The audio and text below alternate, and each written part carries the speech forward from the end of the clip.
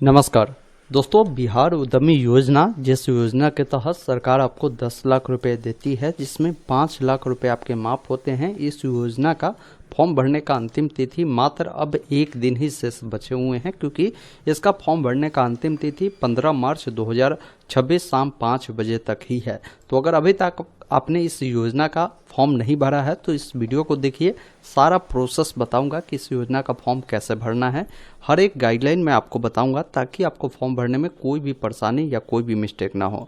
देखिए, इसका फॉर्म जो है हर प्रकार के लोग भर सकते हैं, चाहे आप जनरल वाले हो, एससी वाले हो, एसटी वाले हो, ओबीसी वाले हो, हर प्रकार के लोगों को यहाँ पर मौका दिया गया है, ये ध्यान रखिएगा। तो इस वेबसाइट पर आने के लिए मैं आपको लिंक दे दिया हूँ डिस्क्रिप्शन में, या गूगल में ऑनलाइन अपडेट stm.in लिखेंगे, यह जो वेबसाइट है आपको देखने को मिलेगा। इसे ओपन करेंगे, यहाँ पर सरकारी योजना में ही आपको जो है बिहार उद्यमी योजना का लिंक मिल जाएगा। आप यहाँ से देख लेंगे, अगर यहाँ नहीं मिलता है तो आप सर्च भी कर सकते हैं। वैसे यहाँ पर बिहार उद्यमी योजना 2026 का लिंक है, जिस पर क्लिक करेंगे सारी जानकारी आपको यहाँ पर बताई गई है। जैसे इसका फॉर्म कौन भर सकते हैं, तो फॉर्म भरने के लिए आप बिहार राज्य के निवासी होने चाहिए, कम से कम इंटर पास होने चाहिए, आपकी एज 18 वर्ष कम से कम, अधिकतम 50 वर्ष होगी। अगर कोई कैंडिडेट मैट्रिक के बाद ITI पॉलिटेक्निक किया है, वो लोग भी आवेदन कर सकते हैं। इसमें क्या होता है ना कि आपको जो है ये 10 लाख रुपए जो आपको मिलते हैं, तो इसमें 5 लाख रुपए सरकार आपको माफ़ करती है। 5 लाख रुपए 84 किस्तों में देने होते हैं। बाकी किनको जो है ये ब्याज नहीं देने होते हैं, तो समझिए, जैसा अगर आप अनुसूचित जाति, अनुसूचित जनजाति मतलब SC या ST कैटेगरी के लोग हैं, तो अगर आप इसके लिए अप्लाई करते हैं ना, तो जो पैसा आपको माफ़ होगी उसमें कोई भी ब्याज बाकी बचे हुई पैसा पर आपको नहीं देना होगा, ये ध्यान रखिएगा। महिलाओं को भी कोई ब्याज देने की ज़रूरत नहीं होता है। वही बात करें, कोई लोग जो है अति पिछड़ा वर्ग वाले हैं, मतलब EBC वाले हैं, तो इनको भी जो है ब्याज देने की ज़रूरत नहीं है। कोई लोग युवा उद्यमी योजना के तहत अप्लाई करता है, जिसमें जनरल के जो पुरुष आते हैं, OBC में जो BC वाले पुरुष आते हैं, इनको जो ब्याज देना होगा वो 1% देना होगा। दिव्यांग को भी कोई ब्याज नहीं देना है, और अल्पसंख्यक को भी कोई ब्याज देने की ज़रूरत नहीं है। बाकी आपके मन में ये कन्फ्यूजन होगा कि भाई हम किस प्रकार के बिजनेस करेंगे तो कितना पैसा मिलेगा, तो इसके लिए प्रोजेक्ट लिस्ट का यहाँ पर लिंक है, आप इस पर क्लिक कर आप प्रोजेक्ट लिस्ट को डाउनलोड करेंगे।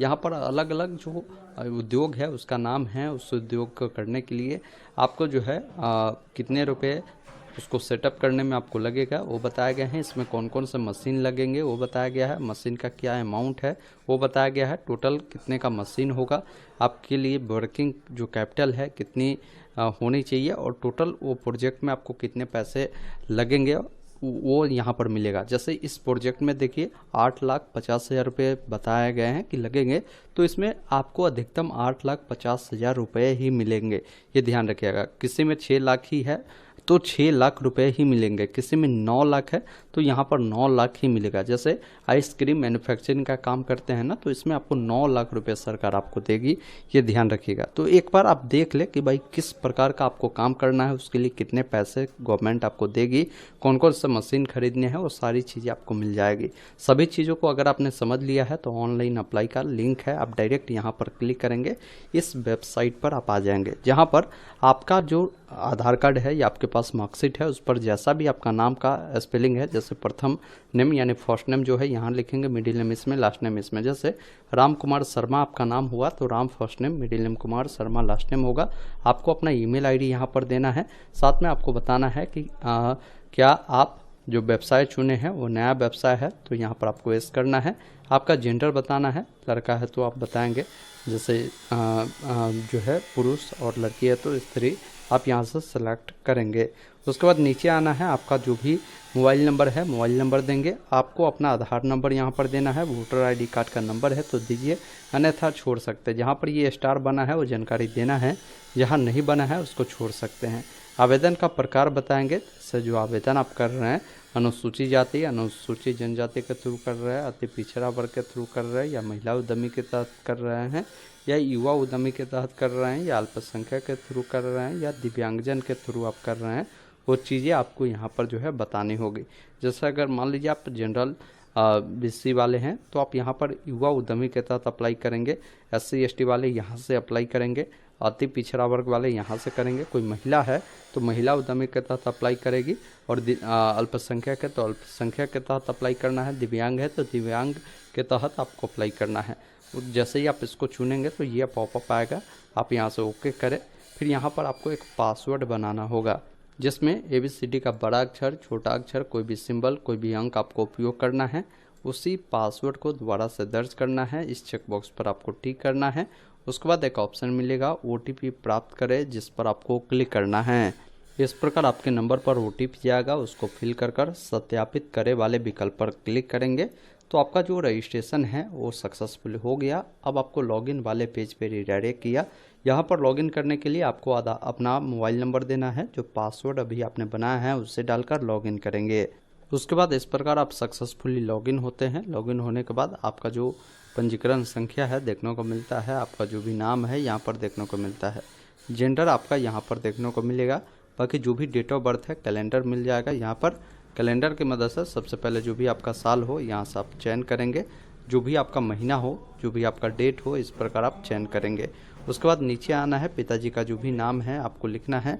उसके बाद यहाँ पर आपको बताना है, जैसे ज़रूरी नहीं है कि पिताजी का नाम ही लिखे। जैसे अगर आप पिताजी का नाम देना चाहें तो यहाँ से बोलेंगे कि आप यहाँ पर जो जानकारी दे रहे हैं पिताजी का दे रहे हैं या माताजी का दे रहे हैं या पति का दे रहे हैं या अभिभावक का दे रहे हैं, जिसका भी दे रहे हैं तो वो संबंध आपको चुनना है। जैसे पिता का देना है तो पिता को चुनकर आप जानकारी को देंगे। पूछेगा आपसे कि अगर आप दिव्यांग है तो यस करें, नहीं तो नहीं वाले विकल्प पर क्लिक करें। आवेदनकर्ता का जो भी अस्थायी पता है वो आपको देना है, जैसा आपका जो भी विलेज है लिखना है। बाकी यहाँ पर आपका शहर का जो नाम है लिखेंगे, पंचायत का नाम लिखेंगे, थाना का नाम लिखेंगे, जो भी आपका ब्लॉक पड़ता है वो लिखेंगे, जिला का नाम आपको चयन करना है और पिन कोड देना है। फिर थाना का नाम यहाँ पर लिखेंगे, आपका जो भी ब्लॉक पड़ता है वो चयन करना है, जिला का नाम चयन करना है और पिन कोड देना है। फिर यहाँ पर नीचे में आपसे पूछता है कि आप किस कैटेगरी के तहत आते हैं। जैसे मैंने युवा उद्यमी चुना तो युवा उद्यमी में पिछड़ा वर्ग और जनरल कैटेगरी का ऑप्शन मिलता है। अगर आप पिछड़ा वर्ग वाले हैं तो आप यहाँ से पिछड़ा वर्ग चुनेंगे तो पिछड़ा वर्ग में आपका जाति जो भी पड़ता है यहाँ पर सभी जाति का नाम मिलेगा। आप अपना जाति का नाम चुनेंगे और यहाँ से इसको सेव करेंगे। इस प्रकार ये जानकारी आपका सेव हुआ। अब यहाँ पर जो शिक्षा वाला ऑप्शन है आप इस पर क्लिक करेंगे। यहाँ पर शैक्षणिक विवरण जोड़े का जो ऑप्शन मिलता है आपको इस पर क्लिक करना है। जैसे यहाँ पर पूछ रहा है कि आप जो जानकारी दे रहे हैं किस वर्ग का दे रहे हैं। जैसा अगर आप मैट्रिक पास है तो यहाँ पर आप लिख सकते हैं, या तो 10th लिखे या मैट्रिक भी लिख सकते हैं। आपने मैट्रिक जो किया है किस बोर्ड या किस संस्थान से किया है उसका नाम लिखेंगे। बिहार बोर्ड वाले होंगे तो BSCB आप पटना यहाँ पर लिख सकते हैं। साथ में आपका जो रोल नंबर है मैट्रिक का वो आपको लिखना है। आप कब पास किए हैं वो पासिंग ईयर आपको बताना है। साथ में मैट्रिक में जो भी सब्जेक्ट पढ़ा था सभी सब्जेक्ट का नाम लिख सकते हैं। जैसे हिंदी पढ़ा था हिंदी, इंग्लिश पढ़ा था इंग्लिश, इसके अलावा मैथ पढ़ा था मैथ, सोशल साइंस पढ़ा था तो सोशल साइंस। इस प्रकार आप सभी सब्जेक्ट का जो नाम है आपको लिखना है, ये ध्यान रखिएगा। तो सभी सब्जेक्ट को यहाँ पर लिखकर यहाँ से जोड़े वाले विकल्प मिलता है, इस पर क्लिक करेंगे। इस प्रकार आपका मैट्रिक का जानकारी जो है ऐड हो जाएगा। अब इसी अनुसार क्या है ना कि और भी जानकारी ऐड करना है तो शैक्षणिक विवरण जोड़े का जो ऑप्शन है इस पर क्लिक करेंगे। अब अगर आपने इंटर किया है तो यहाँ पर जो है वर्ग में आप इंटर लिखेंगे या 12th लिखेंगे, किस बोर्ड से किया है बोर्ड का नाम लिखेंगे, इंटर का रोल नंबर लिखेंगे, कब पास किया है वो देंगे, और इंटर में जो भी सब्जेक्ट पढ़ा था सभी सब्जेक्ट का जो नाम है आपको लिखना है। उसके बाद एक ऑप्शन मिलता है जोड़े का, जिस पर आपको क्लिक करना है। उसके बाद आप आते हैं अगले स्टेप में, जहाँ पर परियोजना का विवरण का ऑप्शन मिलता है, आप इस पर क्लिक करेंगे। अब यहाँ पर देखेंगे ना आपका जो भी जिला पड़ता है वो ऑटोमेटिक हाईलाइट होगा। आपको नीचे आना है, इसमें आपको अपना परियोजना चुनना है कि आपको किस परियोजना के लिए अप्लाई करना है।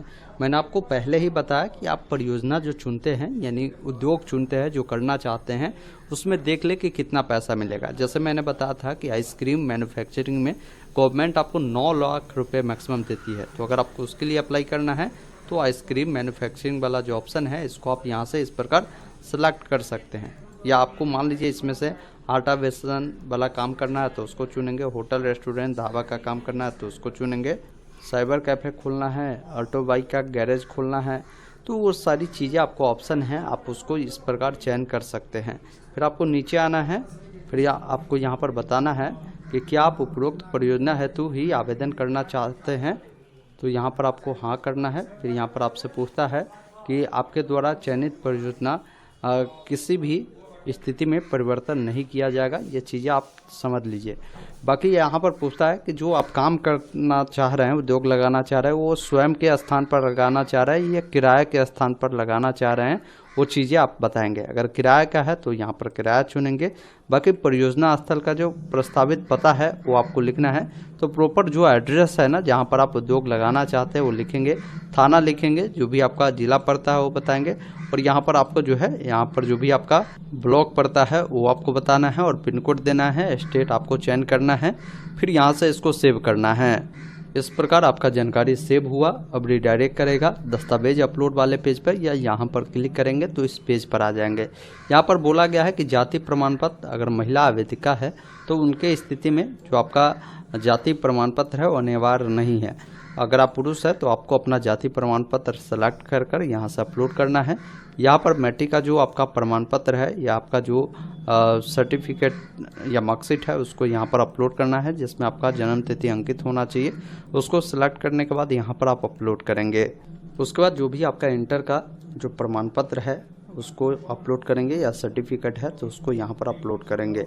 उच्चतम जो शैक्षणिक योग्यता है उसका भी प्रमाण पत्र देना है। जैसे मान लीजिए अगर आप इंटर के आगे भी पढ़ाई किया है, जैसे ग्रेजुएशन किया है, तो उसका जानकारी यहाँ पर अपलोड कर सकते हैं। लेकिन मान लीजिए अगर आप जो है इंटर ही पास किए हैं तो आपकी उच्चतम जो शैक्षणिक योग्यता है उसमें आपका इंटर का ही जो डॉक्यूमेंट है, चाहे आपका सर्टिफिकेट हो तो उसको अपलोड करें, मार्कशीट है तो उसको अपलोड कर सकते हैं।